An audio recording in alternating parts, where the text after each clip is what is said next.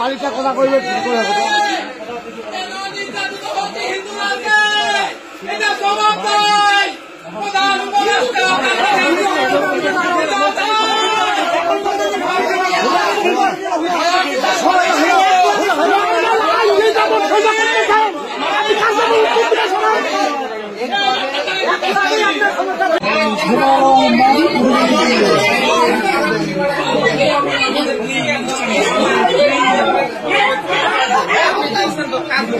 নমস্কার, সোজা সাপটা সুব্রতয়ে আপনাদের স্বাগত জানাই। ভিডিওটি দেখে এখনই বিচলিত হওয়ার কারণ নেই যে এটা পশ্চিমবঙ্গের। তবে হ্যাঁ, যদি ভুল করেও 2026-এ মমতা বন্দ্যোপাধ্যায়কে পুনরায় এই পশ্চিমবঙ্গের দায়িত্বভার সঁপেছেন, তাহলে এই বাংলাতেই এই দৃশ্য আপনারা দেখবেন, এ বিষয়ে কোনো সন্দেহ নেই। দেখুন, ঘটনাটি বাংলাদেশের। যখনই দুর্গাপুজো আসে তখনই নিত্য নতুন ফতোয়া জারি হয় বাংলাদেশে। এবারে কি হয়েছে, এবারে দুর্গাপুজোর প্রাককালে যখনই দুর্গা প্রতিমাগুলো বিভিন্ন মণ্ডপে বিভিন্ন মন্দিরে পৌঁছেছে, তারপরে দাঁড়িয়েই সেখানে চাচাদের বা উগ্র মৌলবাদীদের নজর পড়েছে অসুরের দিকে, যে কেন অসুরের গোপ দাড়ি থাকবে, অসুরের গোপ দাড়ি রাখতে দেওয়া যাবে না। এবং সঙ্গে সঙ্গে তাদের নির্দেশ মতো, তাদের কথা মতো বাংলাদেশ সরকার, যে অন্তর্বর্তীকালীন সরকার আছে, সেই প্রশাসন চাপ দিয়ে জেলা ধরে ধরে একের পর এক প্রত্যেকটি দুর্গা প্রতিমার অসুরের একদম নাকের নিচ থেকে ঢেকে দেওয়া হয় কাপড় দিয়ে। যে ছবিটা আপনারা দেখতে পাচ্ছেন, এটা হচ্ছে জিয়াগঞ্জের। একসাথে 38টা পুজোয় 38টা প্রতিমার অসুরের মুখের নিচের অংশ ঢেকে দেওয়া হয়। কেন? দাড়ি আর গোপ যাতে না দেখতে পায় চাচারা, তাহলেই সমস্যা তৈরি হবে। তো তারপরে গতকাল রাতে যে ঘটনাটি ঘটেছে, সেই ঘটনাটি এই সমস্ত জিনিসকেও ছাপিয়ে গেছে। ঘটনাটি ঘটেছে ঠাকুরগাঁও জগন্নাথপুর বলে একটি বাংলাদেশের জায়গায়। সেখানে হঠাৎ করে নজর পড়ে যে সেখানকার দুর্গা প্রতিমার যে অসুর আছে, সেই অসুরের গোপ আর দাড়ি রয়েছে।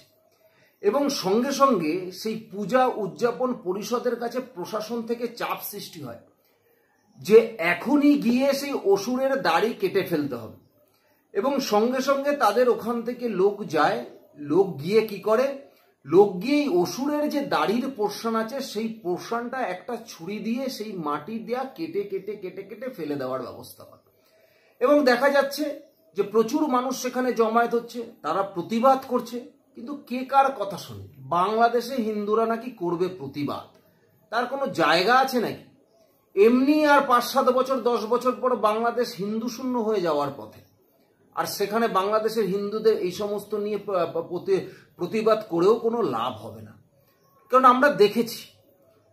কিন্তু দেখুন, কেন আমি এটাকে বললাম যে পশ্চিমবঙ্গে যদি 2026-এ ভুল করেও মমতা বন্দ্যোপাধ্যায়কে ভোট দিয়ে দিয়েছেন, তাহলে এই দৃশ্য আপনাদের পশ্চিমবঙ্গেও দেখতে হবে।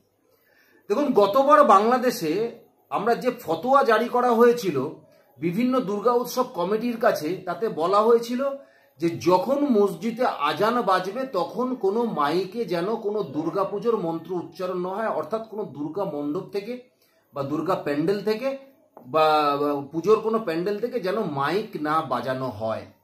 এমনকি যে সমস্ত পুজোগুলো মসজিদ লাগো আছে সেই সমস্ত পুজোতে কোনো সময়ই মাইক বাজানো যাবে না, এবং তার সঙ্গে সঙ্গে ভাসানের সময়ও যেন কোনো রকম ডিজে বা কোনো কিছু মাইকের ব্যবহার না করা হয়। পরিষ্কার ফতোয়া প্রত্যেক পুজো কমিটিকে বাংলাদেশে গতবার জানিয়ে দেওয়া হয়েছে।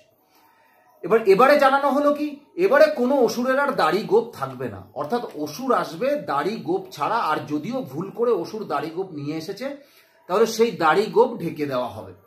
দেখুন, এবার পশ্চিমবঙ্গে 2026-এ ভোট, 2025-এ একদম ভোটের দোরগোড়ায় দাঁড়িয়ে এবারে বেশ কিছু জায়গায় আমরা দেখেছি কি, বেশ কিছু জায়গায় দেখেছি যে ফতোয়া জারি করে দেওয়া হয়েছে যে আজানের সময়গুলো কোনো রকম ভাবে পুজোর কোনো প্যান্ডেল থেকে বা মণ্ডপ থেকে কোনো মাইক যেন না বাজে।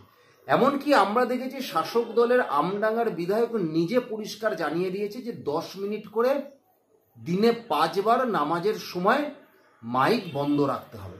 এ ফতোয়া আমরা দেখেছি।